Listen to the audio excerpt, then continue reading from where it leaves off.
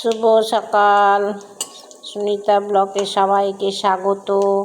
তোমরা সবাই কেমন আছো? আমি আশা করি ভালো আছো, ভালো থেকো, সুস্থ থেকো।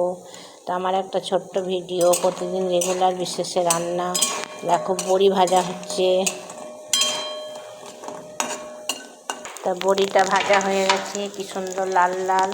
এবার এই তেলের মধ্যে 5 ফোড়ন দিল, তারপরে দেবে আলু।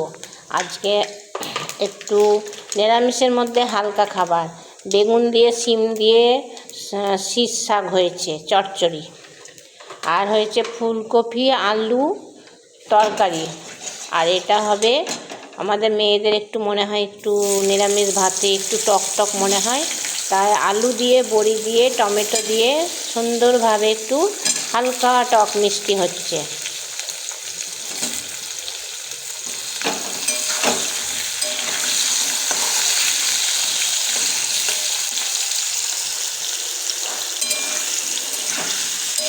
আলুটা তেলের মধ্যে দিয়ে দিল, এবারে ঢাকা দিয়ে দিবে, খানিকটা লাল লাল হয়ে যাবে, তখন মশলাটা দিয়ে দেবে।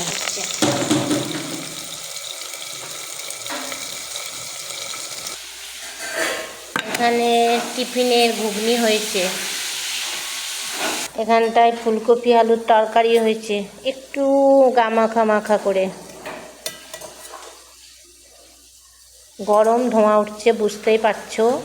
কড়াইয়ের মধ্যে ওটাতে একটু বড়ি দিয়েছে, ভালো লাগবে খেতে। বেগুন শিম আর বড়ি দিয়ে তরকারি। আমাদের আলু দিয়ে আবার খুব একটা পছন্দ করে না, তাই দিইনি।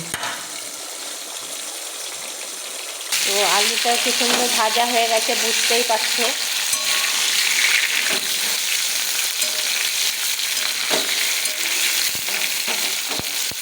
এবারে নুন হলুদ দিয়ে দেবে।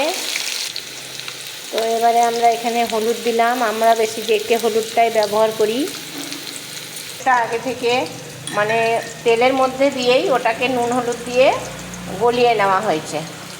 নুন পড়ছে স্বাদ মতো, যে যেমন স্বাদের নুন খাবে সেরকমই নুন দেওয়া হলো।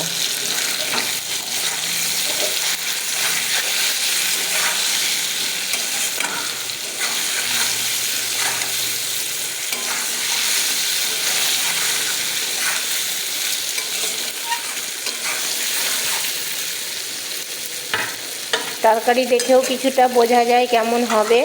তো তোমরা নিশ্চয়ই বুঝতে পারছো যে আমার এই আলু বড়ি টমেটো দিয়ে টকটা কেমন হবে। ওহ, কি ভালো লাগবে নিরামিষ ভাতে। একটু জল দেওয়া হলো, এবার সেদ্ধ হয়ে গেলে তখন টমেটোটা দেওয়া হবে। এর মধ্যে কাঁচা লঙ্কা দিলে একটু ঝাল ঝাল হয়ে যাবে। তো নিরামিষ ভাতে একটু ডালের বড়া ভাজা হলেও খুব ভালো হয়, মন্দ হয় না।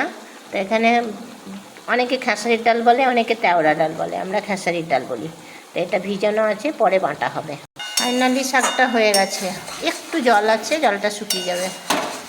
বড়ি আছে তো জলটা টেনে নেবে।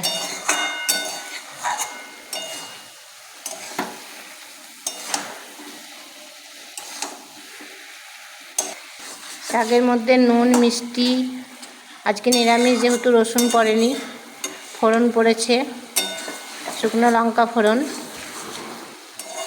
নিরামিষটা কেন, যেহেতু আজকে একটু সরস্বতী পুজো পুজো ভাব আছে, পঞ্চমী লাগছে, ওই জন্য একটু নিরামিষই খাওয়া হবে। ফাইনালি শাকটা হয়ে গেছে। রান্না হওয়ার পর যদি বাটির মানে পাত্রের মধ্যে গুছিয়ে রাখা হয়, দেখতেও খুব সুন্দর লাগে। তা আমরা একটু সবজি হওয়ার পর এভাবে গুছিয়ে রাখি।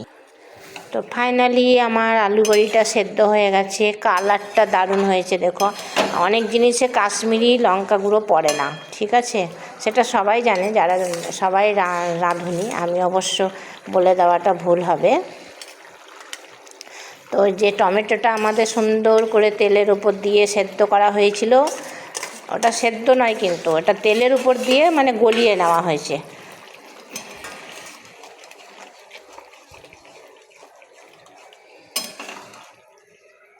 এটা নিরামিষ ভাতের দিনে খেয়ে দেখবেন, সবাই ভালো লাগে। তো অনেক সময় অনেকে পোস্তও দেয়, আমরাও দেই একটু পোস্ত, কিন্তু আজকে আমরা পোস্ত দিইনি। আর সর্ষে দিলেও ভালো লাগে, কিন্তু আমার ছেলে সর্ষে দেওয়া খায় না।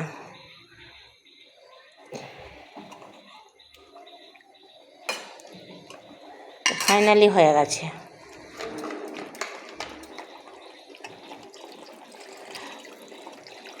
তো এটা হচ্ছে প্রতিদিনের রেগুলার রান্নার ভাত, মানে রান্না দেখালাম। তো আমার রান্নাটা কেমন হচ্ছে একটু লাইক কমেন্ট করে জানাবেন। আর সবাই ভালো থাকবেন, সুস্থ থাকবেন। আপনাদেরও রান্না দেখব, আপনারা সবার পাশে থাকবেন। তো টাটা, রাখছি।